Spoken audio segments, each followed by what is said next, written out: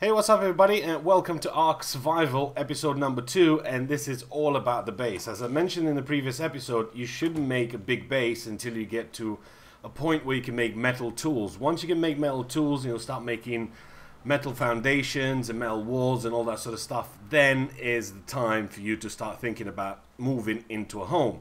Now, you can do certain little things to it, and you can start prepping for that. Either you can put all your eggs in one basket, as it were, by making 20-30 walls made out of thatch and everything, or you can just do what I've been doing. I've been sort of doing a little bit of wood here and there, and I've been sort of building my way up, and this is my little base. Now, this is on a PvP server, so this is obviously can be raided, but how would you try not to get raided? Obviously, it's all about time. As much time as you put into this game, the more chances of raiding somebody you have, because you're going to have more guys, and we'll get into that in a little bit. Now, you can see the ladders that have already been taken down, and you will not be able to build in somebody's base. The reason you take him down, so he has no way for him to climb up there. Now, you can see my little base is right on top of this thing here, perched. The metal foundation is the first thing they'll get to, which is 15,000 worth of health. Then he's going to be faced with the metal doors and the metal outside wall. So what I'm doing is I'm covering the sort of the right side as you come in for nobody to be able to get in. Inside, pin coded for your most important stuff that you keep them in here. Now, obviously, I'm playing this on my own. I don't have the benefit of having friends and playing them with you, because I just wanted to do it on my own, just in case there's a few guys out there that want to play on your own. You could do so, and you don't really need to have a tribe. Now, having a tribe, it's obviously going to help you a lot more than just doing this on your own. But as it is so far, this is kind of the only way to sort of have a little base on your own. And if you sort of jump down into that little corner, I found that you don't take any damage. So yeah, there's something that you learn every day. At the bottom, I don't really have much. There's nothing for you to steal. Yes, you can break through my door. You can take a little bit of wood and some flint and some hide and stuff like that, but there's nothing really important down here, and there's nothing really that you're gonna sort of rob me. My most important things are going to be held up top, and that's where the good stuff is. This is just a furnace where you can craft stuff, and you can do, you can repair your metal tools, so you don't have to go all the way up there every single time. So you really have nothing to fear for this little bit of the base being broken into. It's going to get broken into, it's just the way it is. It's always going to be somebody that's going to try and break into your base. There's always somebody who's going to be leveled higher than you, and he's gonna have metal tools and all that sort of stuff. Now, you can jump up, and once you jump up, you'll be able to remove a couple of ladders, and nobody will be able to jump up there anymore. And not only that, but nobody's allowed to build inside your base, as it were. So there's no way for somebody to get up there. The only way he could get up there is by using a flyer. Now, if he's got some sort of dino that's tamed and he can fly, then obviously he can get to that top, but he's going to be faced with a tough choice of him landing there, because there's literally nowhere to land. He can try and maybe land on top of your base, but once he gets in, he'll have to sort of break his way out, and there's going to be a lot of things that he'll have to sort of waste, and there's nothing there for him to craft anything. So unless he has 3-4 sets of metal tools with him, then he's going to be stuck in there. And this is where you keep your precious. Now, you do have a little dino, and you want to keep him in here. I went with the raptors, just because the raptors are really fast. They do plenty of damage.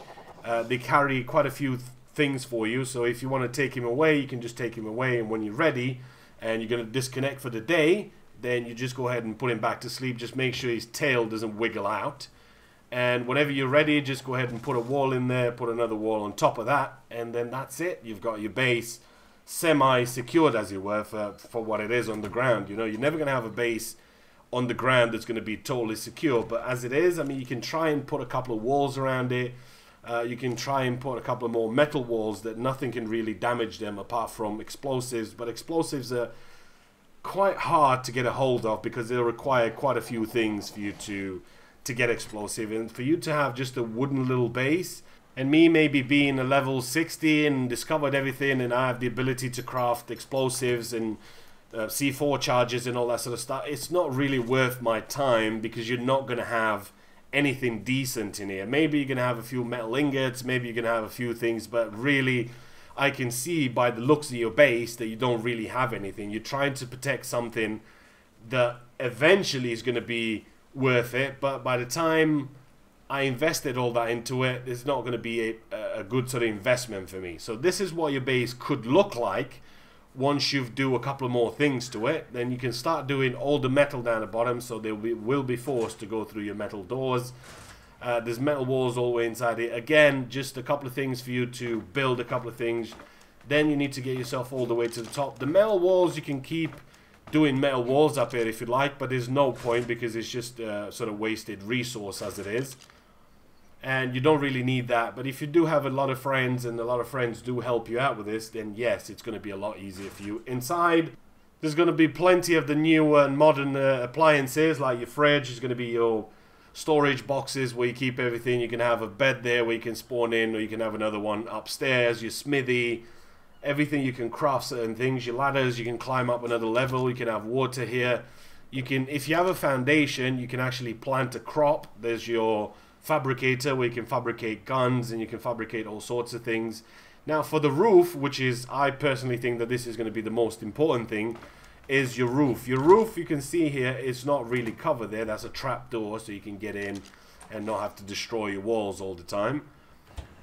You can turn that on, and once you've turned it on, your auto turrets are on. Now you see I only have 2 of them, and one of them is covering that side and the other one's covering the other side. Now anything at medium range, you can set this to players and tamed animals only, so you don't waste ammo by shooting at random dinos.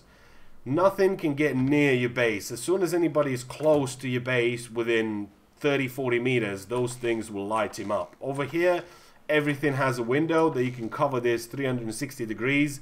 And if you do have a nice little weapon which you can craft with a sniper, you can put a scope on it and you can start scoping people out if they get near your base and you're inside your base. Now, you don't really have to worry about, as long as there's one of you, you don't have to waste any fuel.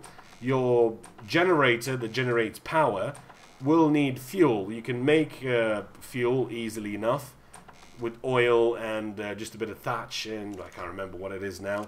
But you can make fuel and just have that off most of the time. If there's a couple of you playing, chances are that one of you is going to be online at that time just to turn those on. Now, even if you do have flyers at this stage and you try to approach the base with a flyer, as long as I turn on my turrets, you wouldn't be able to get anywhere near it.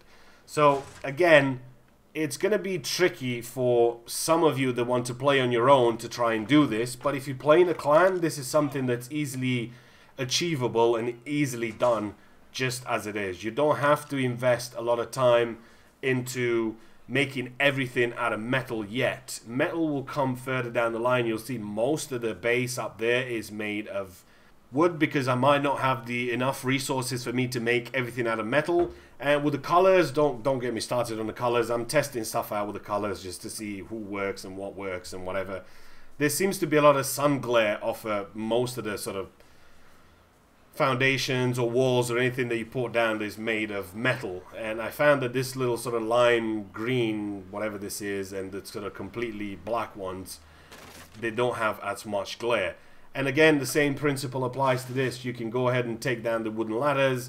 Once you take down the wooden ladders, there wouldn't be really a way for him to get up there anymore. You can build yourself something a little bit here so you can jump a bit higher. Maybe you can take another set of ladders down, but that's going to be pretty much it. You're always going to have a guy in there crafting. You're always going to have something. Or you can always leave yourself 2-3 ladders here. Ladders are really cheap to make. It's just a little bit of thatch. By removing 2 or 3 ladders, you can already make 2. If you take 3, you can make 2 back. So that's kind of the way it is. It's like 2 and 1. So that's not going to be really hard for you to make another ladder and scram up to the top if you're being attacked by a clan, a warring clan, should I say. But yeah, that's kind of basic tips for your base. Try and get your base off the ground if possible. If you have your base on the ground, you're just going to require more walls and you're going to require more time for you to build certain things, because eventually you will have a weak spot. You will have wood somewhere and people will try and get there.